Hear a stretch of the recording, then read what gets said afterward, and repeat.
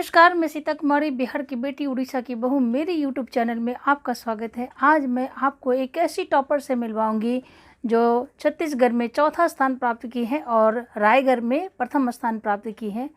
उसका नाम है रेशम खत्री, जो कि 12th क्लास में टॉप की है, 4th स्थान लाकर, और कॉमर्स के छात्रा है। चलिए, आज मैं उनसे बात की हूँ और वो बताएंगे कि क्या आपको परीक्षा के दरमियान किन किन समस्याओं से आपको जूझना पड़ता है और कैसे एक अपने उद्देश्य को लेके, लक्ष्य को लेके आपको आगे अच्छी पढ़ाई करनी है और कैसे तैयारी करनी है, वो सब आप उसी रेशम के मुंह से सुनते हैं।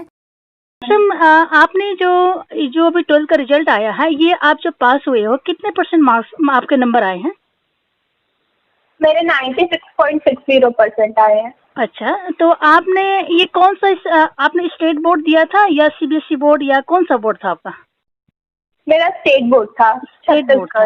Very good. आपने साइंस लिया था या आर्ट्स लिया था बेटे?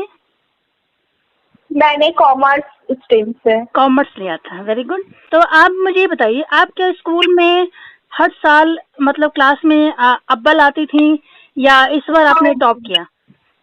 जी नहीं, मैं स्टार्टिंग से ही आती थी अपने स्कूल में। आप जो पढ़ाई करते थे तो आपने क्या अपने उद्देश्य बनाए, क्या लक्ष्य बनाए अपने लाइफ को आगे बढ़ाने के लिए, अच्छे रिजल्ट पाने के लिए आपने क्या लक्ष्य बनाए?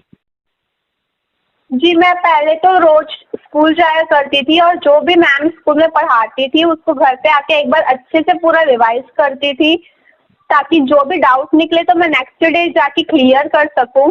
और मेरा स्टार्टिंग से ही एम था कि मैं 90+ % लाऊं और मैंने वो अचीव किया। आपने अचीव किया, ठीक है। आप ये बताइए, उन बच्चों के लिए आप प्रेरणा के स्रोत क्या बनेंगे, उनको क्या संदेश देना चाहेंगे कि बच्चे कैसे तैयारी करें, कैसे अच्छे नंबर ला सके? मैं यही बोलूंगी कि उनको सेल्फ कॉन्फिडेंस रहना चाहिए, सेल्फ स्टडी पे उनको ज्यादा फोकस रखना चाहिए, क्योंकि कोचिंग पे ज्यादा भी डिपेंड नहीं रहना चाहिए। आजकल इंटरनेट है, घर पे वो लोग शांति से बैठ के देख भी सकते हैं वीडियोस, और स्कूल जाए रोज, मैम से समझे तो ज्यादा अच्छा रहेगा। ज्यादा अच्छा। अच्छा, आप रेशम, आप कितने घंटे रोज पढ़ती थी और क्या आपके जो सभी सब्जेक्ट्स थे वो क्या बैलेंस थे या किसी एक विषय पे ज्यादा फोकस करती थी, बाकियों को आप इग्नोर कर देती थी? जी नहीं, मेरा ध्यान सारे सब्जेक्ट में था और मैं ज्यादा नहीं, रोज पढ़ लेती थी, तो 2 से 3 घंटे मेरे लिए बहुत थे। अच्छा। रोज की पढ़ाई रोज खत्म करने के लिए। आप अपने परिवार में कितने भाई बहन हैं? मेरी बस एक बड़ी दीदी है। अच्छा, और आप उनसे छोटी हैं? हाँ जी। मैंने सुना है कि आप ट्यूशन पढ़ाकर आप अपने जो पढ़ाई का जो खर्च था आप खुद उसको वो कर लेती थी, उसका मेंटेन कर लेती थी। क्या ऐसा है? हाँ जी, ये बिल्कुल सही है। मैं अपने स्टूडेंट्स को पढ़ाती थी और अपना खर्चा निकालती थी। ये मैंने अपनी मम्मी और दीदी से सीखा है। तो यानी कि आप अभी से मतलब आपके अंदर वो टीचर वाला गुण है, नहीं? हाँ जी। अच्छा, तो आप मुझे ये बताइए, आपके जो पेरेंट्स हैं वो क्या मतलब पूरा वेल सेटल है या मिडिल क्लास है, या आपकी पढ़ाई के दरमियान कुछ ऐसी समस्याएं आपको नहीं आने दी, आपने खुद अपनी मेहनत करके अपने जो भी पैसे कमाकर अपने आगे का भविष्य निर्माण करने के लिए आपने सोचा, क्या ऐसा है क्या? जी, मम्मी ट्यूशन पढ़ाती थी, दीदी ने भी मेरा सपोर्ट किया है पढ़ाई में, तो उसी पे बेस्ड मैंने किया। अच्छा, तो मम्मी क्या टीचर है क्या आपकी?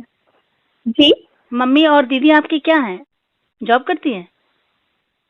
मम्मी ट्यूटर है और मेरी दीदी टीचर है, डावरा इंटरनेशनल। अच्छा, तो कॉमर्स में किन विषयों में सबसे ज्यादा कठिनाई आती है जो बच्चे वहीं पे मार खा जाते हैं?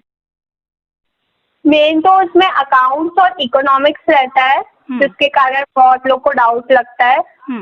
बाकी अगर समझ जाए, इंटरेस्ट लें तो सारी सब्जेक्ट इजी है। आपका लैंग्वेज कौन सा था, हिंदी मीडियम या इंग्लिश मीडियम? English medium. और आपने जो लैंग्वेज लिए होंगे, इंग्लिश और हिंदी था या इंग्लिश था और बाकी अकाउंट्स, मैथ्स, क्या क्या था सब्जेक्ट आपने जो 12th में लिए थे कॉमर्स के साथ, मुझे बताएंगे थोड़ा? Account, economics, business studies, Hindi and English. अच्छा, हिंदी में कितने मार्क्स लाए आप?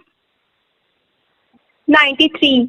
Very good. तो हिंदी आपने क्या रोज पढ़ती थी या 2-4 दिन पढ़ के? अक्सर बच्चों के मन में ये होता है, चलो हिंदी है क्या पढ़ना, 2-4 दिन में पढ़ के एग्जाम दे देना।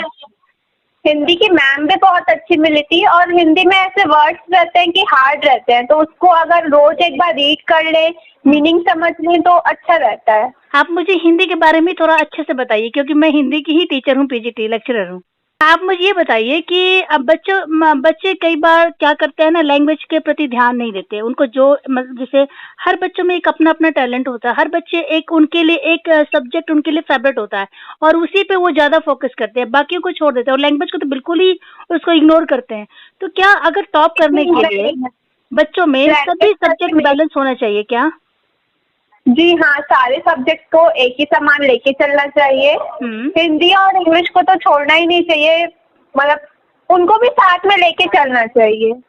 हिंदी हमारी राष्ट्रभाषा है, तो ये तो हमारे लिए एक प्राउड मोमेंट होगा कि अगर हम ज्यादा से ज्यादा उसमें स्कोर कर सके तो। Very good. और रेशम, मुझे और एक अच्छी सी पॉइंट्स बताइए जो बच्चे बिल्कुल भी नहीं करते, और पेरेंट्स के लिए भी एक मैसेज दीजिए कि पेरेंट्स कई बार ना, जैसे होता है कि मेरा बच्चा बहुत अच्छा नंबर लाया, दूसरे का बच्चा नहीं लाया, तो पेरेंट्स भी क्या करते हैं ना कि ऐसे बच्चों को फिर कहते हैं अच्छा मेरे घर का बच्चा, उसका बच्चा अच्छा लाया, तुम नहीं लाए। तो क्या आपके पेरेंट्स ने कभी ऐसा आपको फील करवाया था? जी नहीं नहीं नहीं, ऐसा तो मेरे पेरेंट्स ने कभी ऐसा मेरे साथ फील नहीं करवाया है। लेकिन आप उन पेरेंट्स को कुछ संदेश देना चाहेंगे? को भी सपोर्ट करते थे, और मेरे क्लासमेट्स भी आते थे मेरे घर पढ़ने के लिए, तो मेरे पेरेंट्स ने कभी उनको ऐसे नहीं फील करवाया। उनके पेरेंट्स को और सपोर्ट करवाते थे कि हाँ कर लेंगे करके। आपने बहुत अच्छा सवाल का जवाब दिया और मैं उम्मीद करती हूँ कि आप अपने लाइफ में आगे बहुत अच्छा करें। और आप क्या बनना चाहती हैं? आगे चल के क्या करना चाहती हैं? मैं सीएमए करना चाहती हूँ। सीएमए करना चाहती हैं, तो उसके लिए आपने अभी से फॉर्म भरना शुरू कर दिए होंगे, और उसमें आपने जो आगे तैयारी करोगे तो उसके लिए भी आपने अपने कुछ लक्ष्य बनाए होंगे, है ना? जी, अभी दिसंबर वाले अटेम्प्ट में दोगे, ठीक है। हाँ जी, नमस्कार। हाँ नमस्ते मैम। हाँ, सबसे पहले तो आपको ढेर सारी बधाइयाँ, और आप भी एक ट्यूटर हो और पढ़ाते हो, अच्छा लगा, और आपके बच्चे ने बहुत अच्छी की है और आगे भी अच्छा करेगी, ऐसा मैं उम्मीद करती हूँ और ईश्वर से प्रार्थना भी करती हूँ। मैं आपसे सिर्फ एक सवाल करूँगी। मैं जानना चाहती हूँ कि आपने देखा होगा कि कई बार पेरेंट्स बच्चों को सपोर्ट नहीं करते हैं, और अगर मतलब उनके बस उनके सिर पे चढ़े होते हैं कि नहीं मेरा बच्चा 100% लाई, या अपने सपने बच्चों के ऊपर थोपते हैं क्या? नहीं। हाँ, इस पे आप 2 चैलेंज बताइए।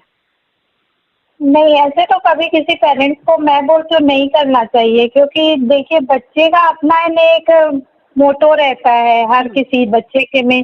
जरूरी नहीं है कि बच्चा यानी कि हम जो बोले कि उसी फील्ड में यानी तो वो उसमें जाए, क्योंकि उनकी भी दिलचस्पी जिसमें है अगर उसमें जाए तो ज्यादा बेस्ट रहता है। अब जैसे इसमें मतलब 12th में थी और तब से ये बोलती थी कि मैं सीएमए करूंगी, जबकि उसकी जो बड़ी वाली दीदी है वो बीएड करके यानी अभी यानी टीचिंग के लिए यानी वो अप्लाई कर रही है। उसको बहुत लोगों ने सीए के लिए भी बोला कि तुम सीए का ले लो, क्या तुम सीएमए करोगी? पर उसने बोला करके नहीं, मेरे को वही करना है, मेरा उसी में ज्यादा है। तो हमने कभी यानी उसको उस फील्ड में जाने से रोका नहीं, हमने कहा ठीक है कर लो करके।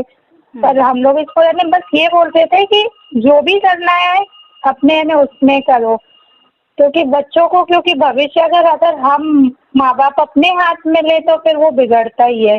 क्योंकि उनका जहाँ पे मन है अगर वो चीज उनको ना दे तो बेमन से तो बच्चा उस चीज को कर ही नहीं पाएगा ना। Very good. अच्छा, ठीक, आपने बहुत अच्छी बात बताई। मुझे एक पॉइंट और बता दीजिए। कई बार पेरेंट्स क्या करते हैं ना कि जैसे दूसरे का, पड़ोसी का बच्चा बहुत अच्छा नंबर लाया, अपना बच्चा नहीं ला पाता, नहीं लाया, तो पेरेंट्स के मन में बच्चों को बोलते हैं कि उसका 90% आया, उसका 90+ आया, तुमने क्यों नहीं लाया? क्या पेरेंट्स को ऐसा करना चाहिए?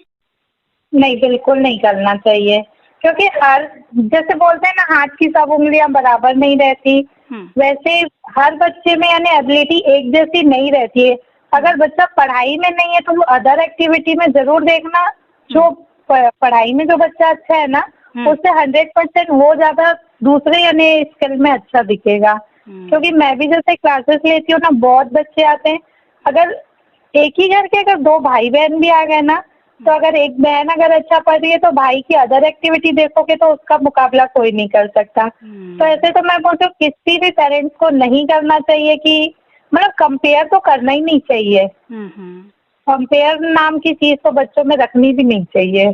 चलिए, थैंक यू सो मच, आपने बहुत अच्छी बातें बताई, पेरेंट्स के लिए भी एक अच्छा संदेश मिला।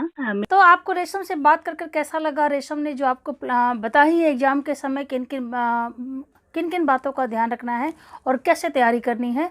और रेशम, आपका भी बहुत बहुत धन्यवाद, आपने बच्चों को बहुत ही अच्छी बातें बताई और आपके उज्जवल भविष्य की मैं फिर से कामना करती हूँ। आप आगे बढ़ें जीवन में और इन बच्चों के लिए प्रेरणा का स्रोत बने।